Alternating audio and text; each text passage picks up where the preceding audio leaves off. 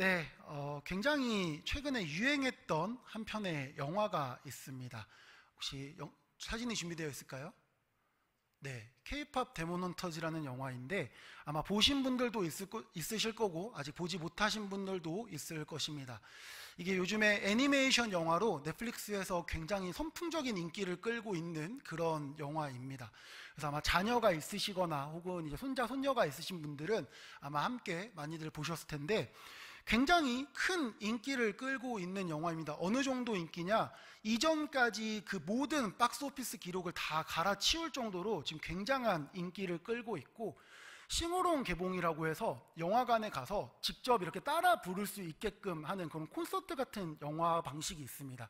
우리나라는 흔치 않은데 외국에, 미국이나 이런 곳에 흔한 방식인데, 저게 딱 개봉을 하자마자 일주일 만에 전체 박스오피스 1위를 기록하고 모든 사람들이 다 와서 볼 정도로, 저걸 보지 않으면 아예 대화가 되지 않을 정도로 아주 선풍적인 인기를 전 세계적으로 끌고 있다고 합니다.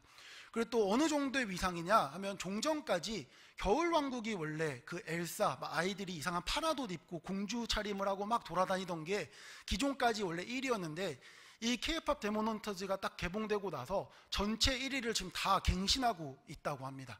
근데 이 앞에 내용을 보시면 이 제목에서부터 벌써 느낌이 오시듯이 K-POP 말 그대로 한국 문화에 대해서 다루고 있고 한국의 특색을 아주 잘 담아내고 있습니다.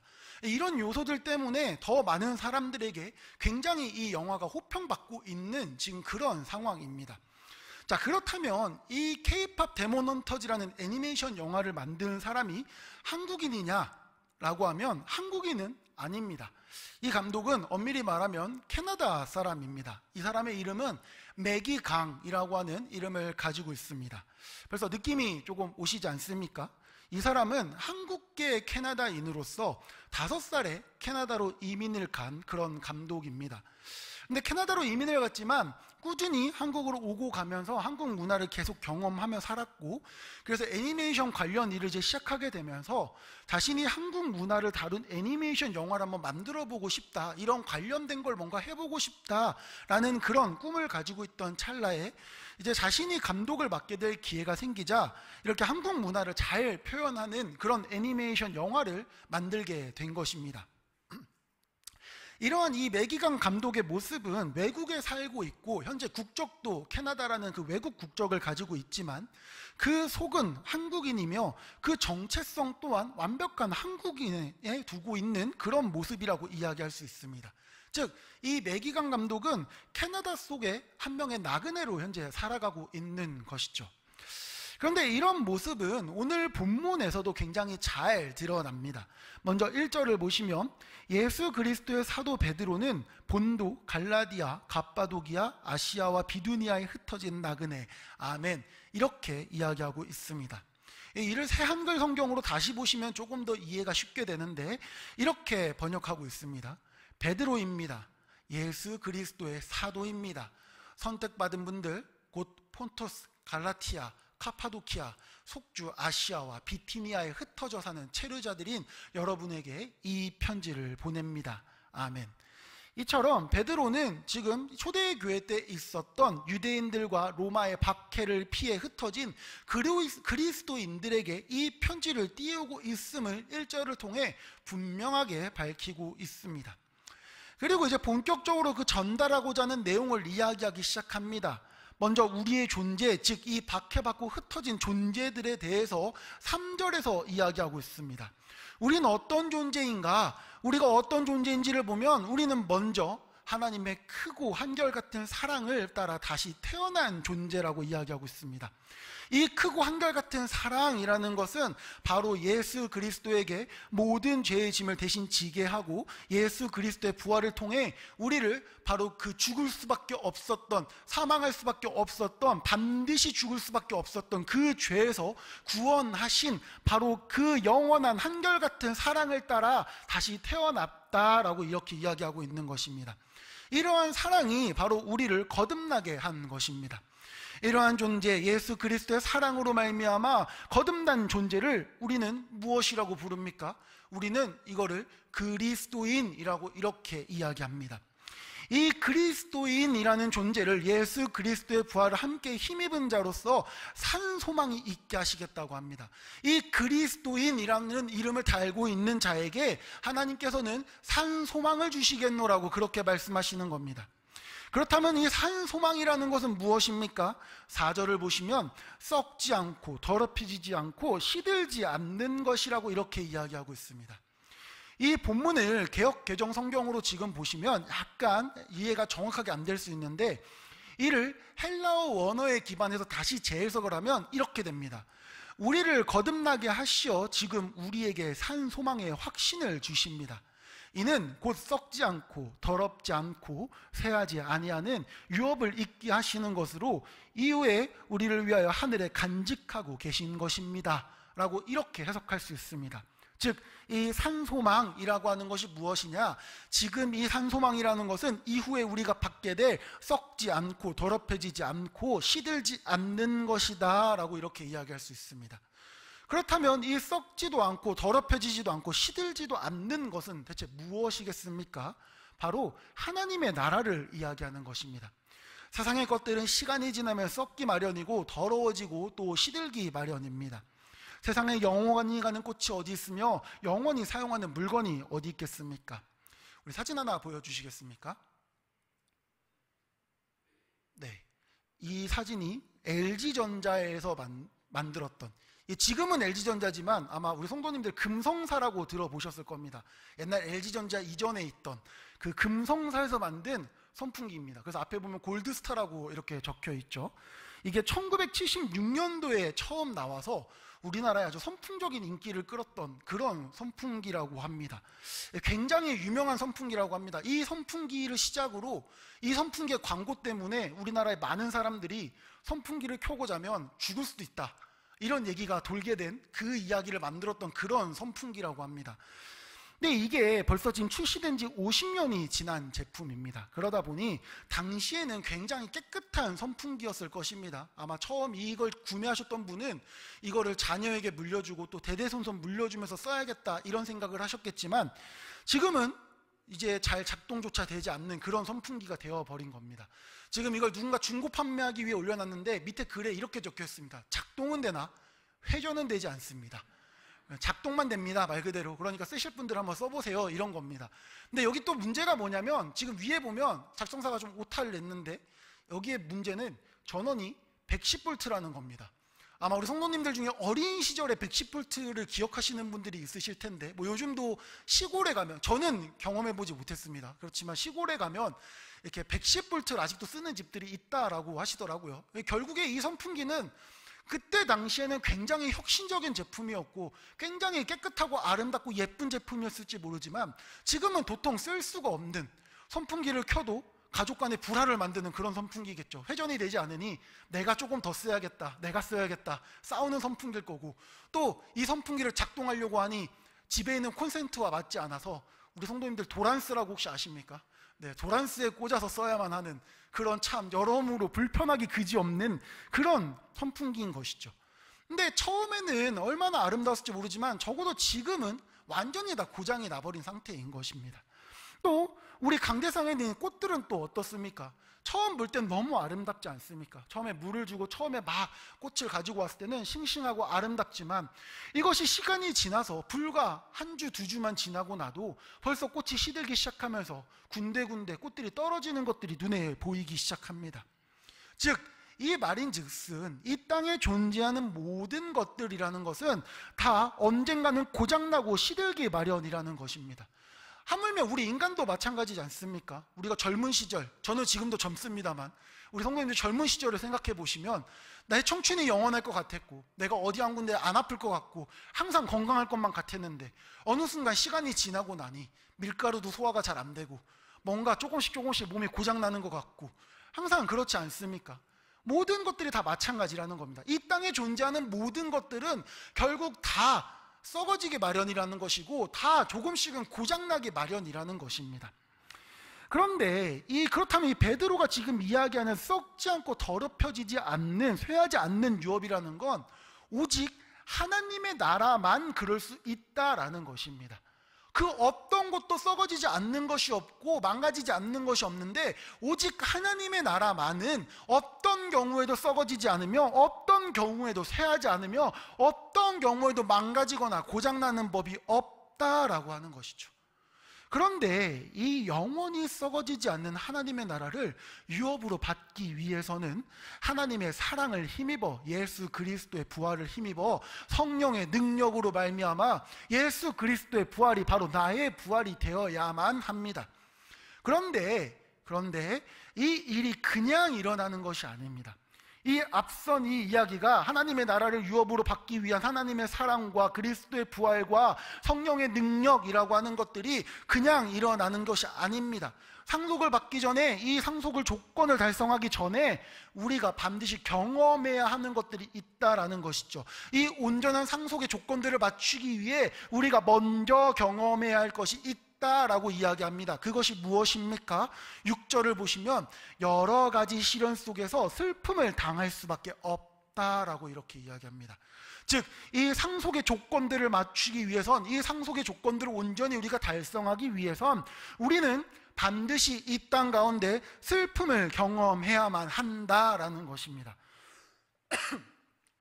그리고 이러한 슬픔은 근데 그냥 단순한 슬픔을 이야기하는 것은 아닙니다. 이 슬픔은 우리를 잠식하는 슬픔도 아니고 우리를 더욱더 단련하고 정결케 하기 위한 그런 슬픔인 것입니다. 단순히 우리를 슬프게 하기 위해 주시는 슬픔도 아니고 시련을 주시기 위해 하나님께서 우리에게 이런 시간을 허락하시는 게 아니라 우리를 더욱더 정결하게 하시기 위해서, 우리를 더욱더 단단하게 단련시키며 나아가게 하시기 위해서 우리를 그렇게 이끌어 가신다라고 하는 것이죠. 즉, 앞선 하나님의 사랑으로 말미암아 예수 그리스도의 부활을 성령의 능력으로 예수 부활, 내 부활이 되는 그 조건을 온전히 달성하게 하기 위한, 산 소망을 온전히 이루기 위한 슬픔과 연단의 시간이 반드시 필요하다라고 이렇게 이야기하는 것입니다. 그러니 지금 우리가 이처럼 하나님을 굳게 믿고 나아가고 있음에도 불구하고 우리 가운데 슬픔과 시련이 있다면 하나님이 우리를 더욱 하나님의 소망 안에 굳건히 하시며 또 단련시키기 위한 시간이라는 것을 우리는 늘 기억하며 나아가야 하는 것입니다. 그런데 이와 같은 시련과 슬픔, 그리고 이를 통한 하나님의 단련과 영원히 썩어지지 않고 더럽지 않고 새하지도 않는 하나님 나라에 대한 상속은 단순히 우리가 그리스도인이라는 이름만 가지고 있으면 누구나 받는 것이 아니라는 것입니다. 다시 우리 1절로 한번 돌아가 보겠습니다. 이 편지를 받는 수신인으로 분명하게 이렇게 밝히고 있습니다. 나그네라고, 본도와 갈라디아, 갑바도기아, 아시아와 비두니아에 흩어진 나그네. 이 나그네는 어떤 나그네입니까? 예수 그리스도를 믿음으로 말미암아 세상에서 핍박당하여 온 사방으로 흩어져 버린 나그네.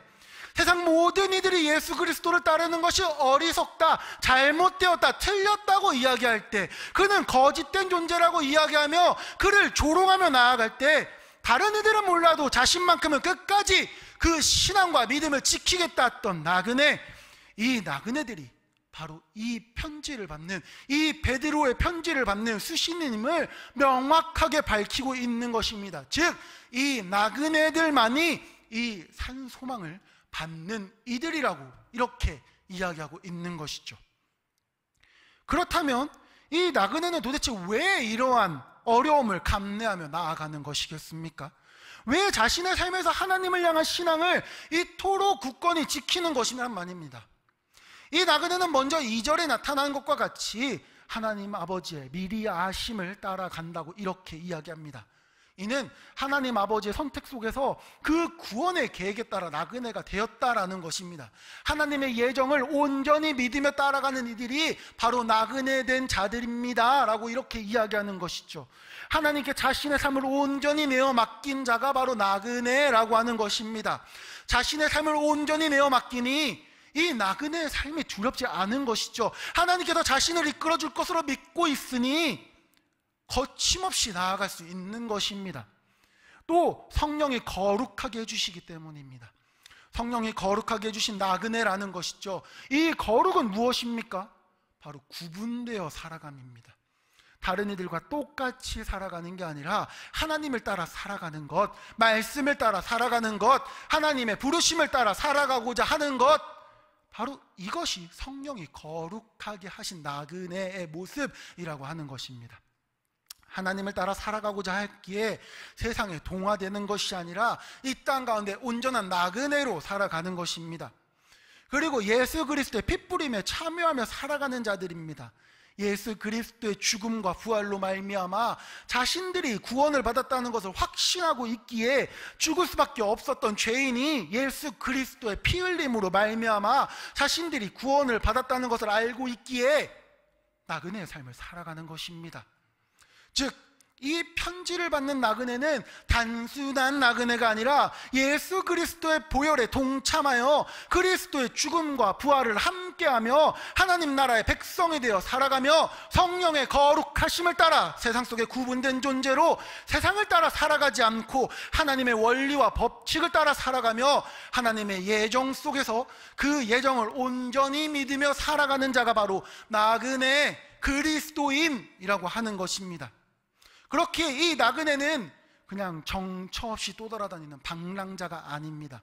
하나님께 붙들려 하나님 나라 백성으로 살아가는 이가 바로 나그네인 것이며 바로 그리스도인인 것이죠. 돌아갈 본향이 있는 자들입니다. 나그네의 생활은 어떠합니까? 어느 곳에 정착해 살아가지는 않습니다. 하지만 이들의 삶의 패턴, 삶의 양식, 삶의 형식이라는 건 확실합니다. 확고합니다. 자신이 바로 살아왔던 그 고향에서 획득한 삶의 패턴을 그대로 반복하며 살아가는 것이죠. 이 나그네 고향은 어디입니까? 이 나그네 고향은 하나님 나라입니다. 이들의 국적도 삶의 양식도 하나님 나라입니다. 그러니 이들의 삶을 평탄하지 않습니다. 세상은 이들에게 미련하다 이야기합니다. 세상을 따라 살아가면 되는데, 세상을 따라 살아가면 편하게 살 수 있는데 왜 굳이 삶의 형태를 끝까지 고집하냐는 것이죠. 이는 그리스도인도 마찬가지입니다. 나그네가 그리스도인이기에 우리의 삶은 결코 평탄할 수 없다는 것입니다. 왜 평탄할 수 없습니까? 우리의 모든 소망은 하나님 나라에 있으며 우리는 온전히 하나님 나라의 시민권을 받은 자로 하나님 나라의 백성으로 이 땅을 살아가기 때문에 이 땅에서의 삶이 우리는 편해서는 안 된다는 것입니다. 나그네의 삶은 쉽지 않습니다. 세상의 기준과 다른 삶의 기준을 따라가야 하며 세상 사람들이 이들을 향해, 우리를 향해 비판하며 너희는 잘못되었다, 그렇게 살면 안 된다, 왜 그러냐라고 이야기할 때 우리는 그럼에도 불구하고 하나님의 기준을 따라가야 하기 때문입니다. 세상 사람들은 늘 우리에게 그렇게 이야기합니다. 같은 기준으로 살아가라고, 너희들의 생각을 굽히라고, 자신들과 다른 기준을 가지고 가지 말라고. 왜 이 기준을 따라오지 않냐고. 이 기준을 따라가면 너희가 편하게 살 수 있는데 왜 그러지 않냐고. 오늘 이 주일 아침 이렇게 나와서 예배 드리는 것보다 조금 더 잠을 청하고 조금 더 쉬고 가족과 함께 보내는 것이 더 행복하지 않냐고. 세상은 늘 이렇게 우리에게 이야기합니다. 우리를 유혹합니다. 우리가 하는 행동들이 잘못되었다 이야기하며 그것이 올바르지 않다라고 이야기한다는 것이죠. 그렇다면 우리의 삶은 지금 어떠하냐는 것입니다. 이런 이야기를 듣고 있는 우리의 삶은 지금 어떤 삶을 살아가고 있냐라는 것이죠. 우리는 어떤 삶을 살아가고 있습니까? 여러분들, 우리는 지금 나그네와 같은 삶을 살아가고 있습니까? 아니면 우리는 그저 세상과 동화되어 세상 사람들과 다를 바 없는 그런 삶을 살아가고 있습니까? 세상 사람들은 항상 이야기합니다. 세상 호락호락하지 않다. 지금 예배 나와서 이 시간에 이렇게 예배 드리는 것보다 가서 공부 한 자 더 하고 시사 하나 더 하고 뉴스 한 번 더 보는 게 더 세상에 맞는 일이다. 일을 더 열심히 하는 게 맞다. 이 이야기를 들으면 우리는 어떻습니까? 우리 마음은 쉽게 흔들립니다. 하나님만 바라보고 나아간다는 것을 알고 있음에도 불구하고 그 이야기를 듣고 나면 우리의 마음은 하염없이 흔들립니다. 그렇게 세상의 것들을 바라보게 되죠. 한 발, 두 발, 조금씩 내 시선이 조금씩 돌려지며 세상의 것들을 바라보게 됩니다. 그렇게 세상의 것들에 하나씩 내 자리를 양보해가며 어느 순간 내 자신을 돌아보면 우리의 정체성은 완전히 잃어버리고 우리의 모습은 더 이상 세상과 구분되어지지 않는 그저 이름만 남은 그리스도인에 불과하게 된다는 것입니다. 이름만 남은 그리스도인은 더 이상 나그네라고 할 수 없습니다. 세상에 동화되어 살아가는 거주민일 뿐인 것이죠. 우리가 이 땅의 거주민이 되는 순간, 우리가 더 이상 나그네와 상관없는 삶을 살아가게 되는 순간, 이 베드로 전서는 우리가 함께 읽은 우리에게 산 소망을 주겠다 이야기하신 이 베드로 전서는 우리에게 단 어떤 희망도, 단 한 줄기의 희망조차 허락하지 않게 됩니다. 왜 그렇습니까? 더 이상 우리와 상관없는 내용이 되기 때문이죠. 하지만 우리가 적어도 이 땅 가운데 마지막 순간까지 하나님을 지키며 살아간다 한다면, 하나님을 마지막까지 내가 지키겠노라고 한다면, 마지막까지 나그네로서 이 땅을 순례하는 자로 살아가겠다 한다면, 하나님을 향한 우리의 마음을 지킨다 한다면, 하나님께서는 우리에게 영원한 기업을 허락하시며 썩어지지도 않고 더러워지지도 않고 새하지도 않을 기업을, 하나님 나라를 우리에게 유업으로 주신다고 하는 이 말씀이 바로 지금 오늘 우리에게 임하는 그런 말씀이 된다는 것입니다. 그렇다면 우리가 이 땅에서 영원한 나그네로 살기 위해서는 어떻게 해야 합니까? 우리는 구분된 삶을 살아야 합니다. 세상의 기준을 따르는 것이 아니라 하나님만 붙잡으며 살아가는 삶, 나 혼자 잘 사는 삶을 사는 것이 아니라 내 주변 이웃들을 돌아보며 살아가는 삶, 기꺼이 나의 것을 내 이웃에게 나눌 수 있는 삶, 예배에 내 목숨을 거는 삶, 세상 이야기가 아니라 하나님의 말씀을 내 삶의 중심에 두는 삶. 오늘 설교 서두에 한 감독의 이야기를 드렸습니다. 캐나다로 떠났지만 한국인의 정체성을 가지고 살아가며 온 세계에 한국을 알린 감독. 우리가 진정 하나님 나라에 속한 나그네로서 이 세상을 살아간다면 우리를 통해 세상이 하나님을 알고 우리로 말미암아 이 시대가 변화되어 이곳이 하나님 나라가 될 것입니다.